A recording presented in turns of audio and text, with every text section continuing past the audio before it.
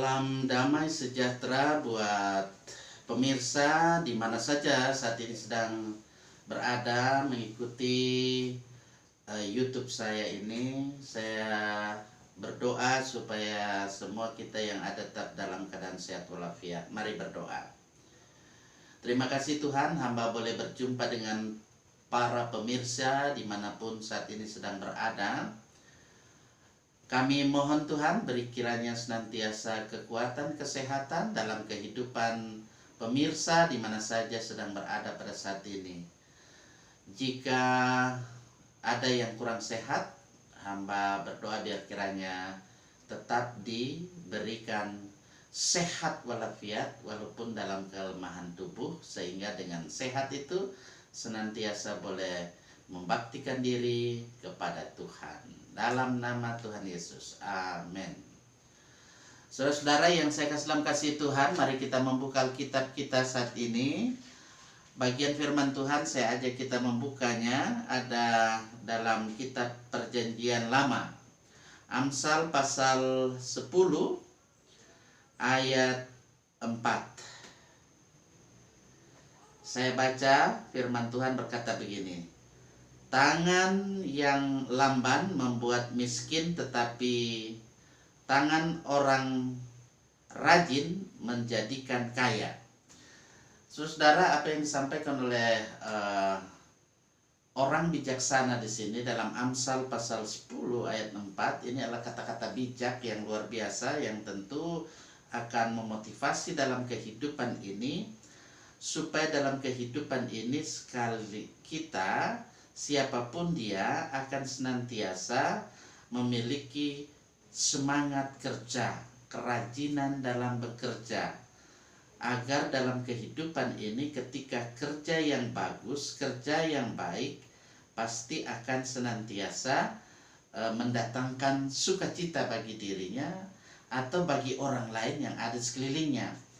Nah, oleh karena itu saudara-saudara, saya menyampaikan panorama kehidupan saat ini. Ketika seorang pemuda dia menelpon sebuah kantor swasta, dia menanyakan apakah ada lowongan kerja sebagai cleaning service. Saya kira kita mengerti kalau ya jadi cleaning service ya. Sehingga lewat telepon ya terjadi percakapan yang intinya saya mau sampaikan di sini, mulai dari orang yang ada di kantor mengatakan, maaf mas, kami sudah punya seorang cleaning service dan itu sudah cukup.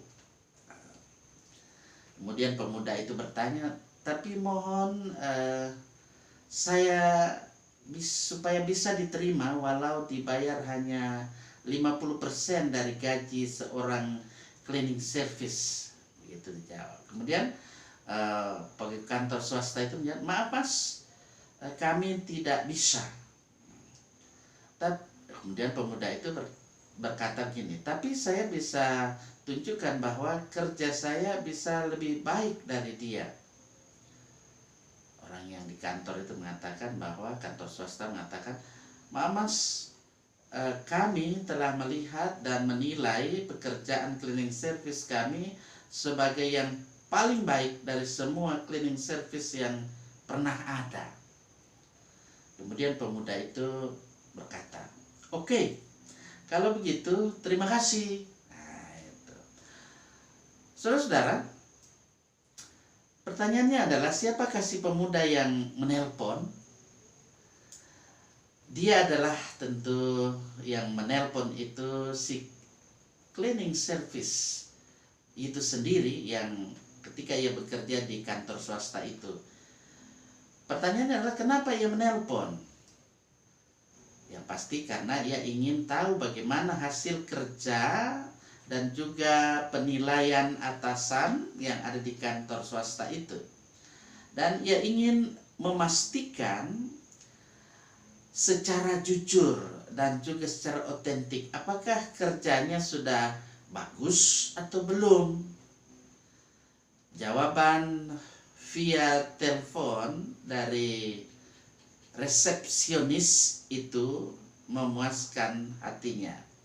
Saudara-saudara yang saya kasih Tuhan, inilah yang patut kita perhatikan dalam romantika kehidupan, di dalam kehidupan, pesona kehidupan, terutama ketika dalam kehidupan ini dengan dinamika hidup, agar dalam kehidupan ini kita senantiasa bisa juga menilai bagaimana, sejauh mana kita melakukan pekerjaan itu.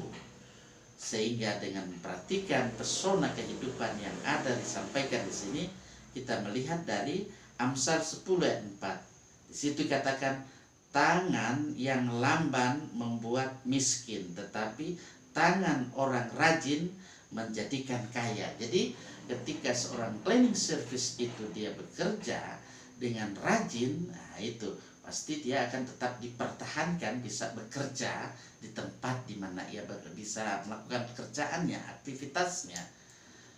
Dia diberikan like luar biasa. Nah, oleh karena itu saudara-saudara, Rasul Paulus juga berpesan. Dia katakan begini dalam Filipi pasal 1 ayat 22 bagian A. Rasul Paulus katakan, jika aku hidup di dunia ini, itu berarti bagiku bekerja memberi buah.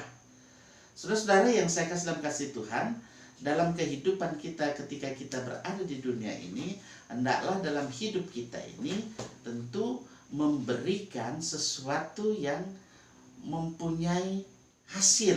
Ya, makanya Rasul Paulus berkata bahwa ketika ia berada di dunia ini, dia bekerja memberikan buah-buah yang bisa tentu dinikmati oleh orang-orang yang ada di sekelilingnya.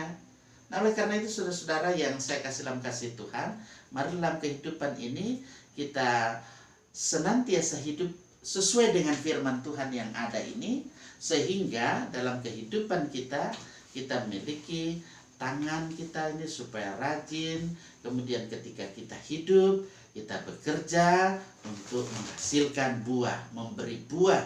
Buah itulah yang akan dinikmati oleh orang-orang yang ada di sekeliling kita.